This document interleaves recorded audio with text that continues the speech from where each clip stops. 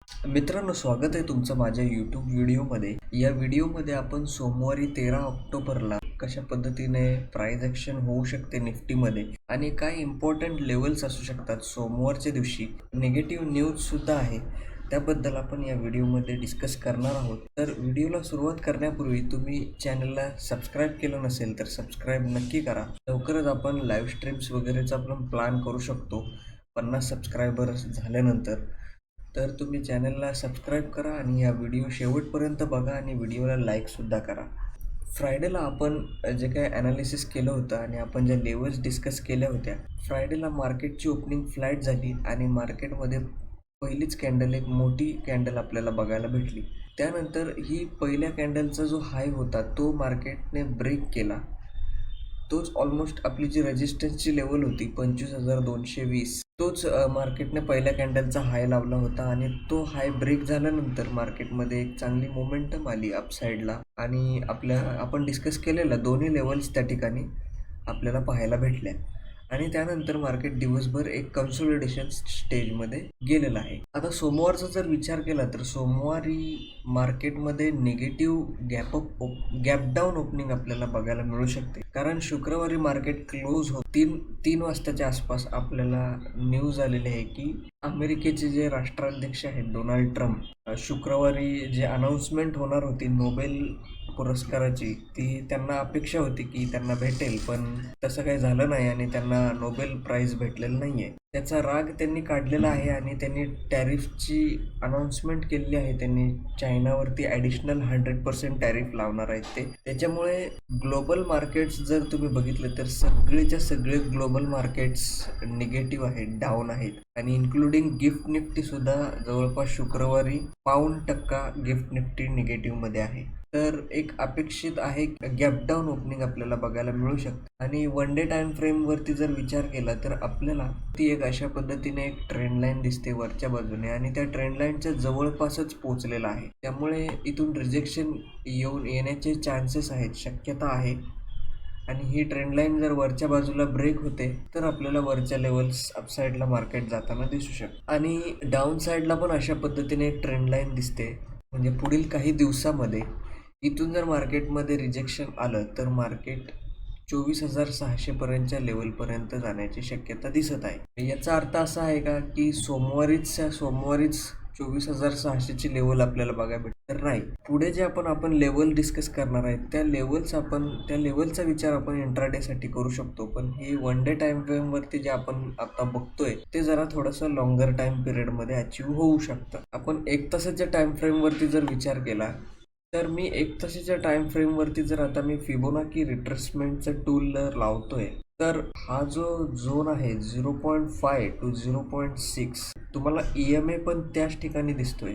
9 EMAची line आहे ती आणि 0.5ची लेवल आणि 0.6ची लेवल. हा झोन खूप इम्पॉर्टंट झोन का आहे तर समजा मार्केटमध्ये इथे आपल्याला निगेटिव्ह मुवमेंट बघायला भेटली तर ह्या झोनवरती लक्ष ठेवायचं आहे. इथून मार्केट रिजेक्शन घेऊन पुन्हा त्याचा जो ट्रेंड आहे पॉझिटिव्ह ट्रेंड तो कंटिन्यू होतोय का त्याकडे लक्ष द्यायचं आहे आणि हा झोन जर ब्रेक झाला तर मार्केटमध्ये अजूनही डाऊन जाण्याची शक्यता, च्या खालच्या लाईन आपण जी ट्रेंड लाईन काढली आहे तिकडे मार्केट जाण्याची शक्यता आपल्याला दिसू शकते. त्यामुळे ह्या झोनवरती लक्ष ठेवा. ह्या झोन खूप इम्पॉर्टंट झोन आहे. 5 मिनिटाच्या टाइम फ्रेमवरती जर आपण विचार केला तर सोमवारसाठी काही इम्पॉर्टंट लेवल्स आपल्याला निघून येत आहेत. जो हाय, शुक्रवारचा हाय जो होता तो आपल्यासाठी इम्पॉर्टंट रेजिस्टन्स म्हणून काम करेल 25,325. त्यानंतर हा जो स्विंग आहे, रिसेंट स्विंग, ओके, हा जो मार्केटने स्विंग लावलेला आहे 10:30च्या आसपास शुक्रवारी, तर तो इम्पॉर्टंट सपोर्ट लेवल म्हणून काम करेल 25,260. ठीक आहे. आणि डाऊन साईडचे लेवल्सचा जर विचार केला तर हा इथला एक स्विंग, पहिली लेवल 25,215, हा इथला स्विंग 25,215, त्यानंतर 25,180 लेवल आणि त्यानंतर 25,130. तर ह्या डाऊन साईडला आपल्या मोमेंट बघायला मिळू शकतात. तुम्ही जर बघितलं शुक्रवारी मार्केट नंतर साईडवेज होतं आणि एक अशा पद्धतीने एक चॅनलसुद्धा आपल्याला बघायला मिळतोय.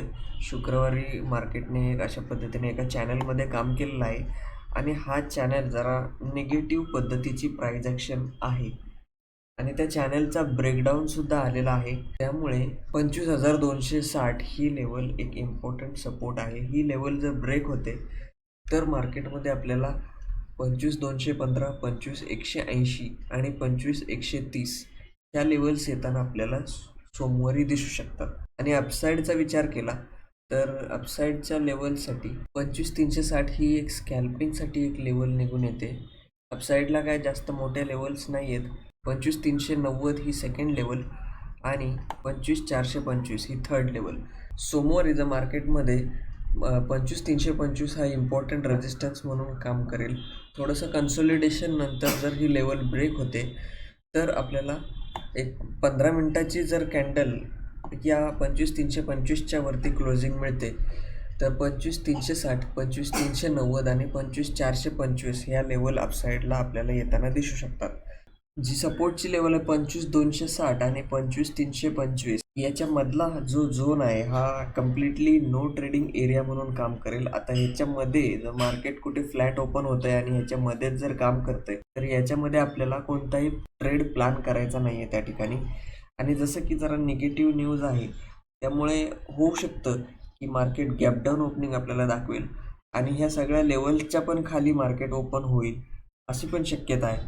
पण त्यावेळेस काय करायचं, पॅनिकमध्ये येऊन लगेच पुट मारायचा नाही.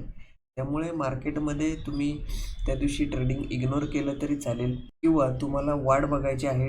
जवळपास पहिला अर्धा तास तरी वाट बघायची आहे, 15 मिनटं अर्धा तास. त्या ठिकाणी काय होतं, गॅपडाऊन ओपनिंग नंतर ही एक गॅप क्रिएट होते आणि ह्या गॅप क्रिएशन नंतर ओपन झाल्या ज्यांना प्रॉफिट होतं ते प्रॉफिट बुक करायला लागतं. त्यामुळे काय होतं, मार्केट पुन्हा वरती यायला लागतं. त्यामुळे ही गॅप फिलिंग होते. पूर्ण गॅप फिलिंग होण्याची पण शक्यता असते. त्यामुळे आता ह्या ज्या सपोर्टच्या लेवल्स आहेत खालच्या आपण इंटरडेसाठी ज्या मार्क केलेल्या आहेत त्याच लेवल्स ॲज अ रेजिस्टन्स म्हणून काम करतात. त्यामुळे मार्केटमध्ये थोडा वेट केलेलं बेटर राहील लगेच ट्रेड प्लॅन करण्यापेक्षा. या इम्पॉर्टंट लेवल्स मी टेलिग्रामला सुद्धा शेअर करेन सोमवारी सकाळी. तर टेलिग्राम चॅनलसुद्धा तुम्ही जॉईन करून ठेवा. टेलिग्राम चॅनलची लिंक या व्हिडिओच्या डिस्क्रिप्शनमध्ये आहे आणि तिथे रेग्युलर अपडेट्स, लाईव्ह मार्केटमध्ये अपडेट्स येत राहतात. तर व्हिडिओ तुम्ही शेवटपर्यंत बघितला त्यासाठी धन्यवाद. व्हिडिओला लाईक नक्की करा, व्हिडिओला शेअर करा आणि चॅनलला सबस्क्राईब करा. भेटूया नेक्स्ट व्हिडिओमध्ये. थँक्यू.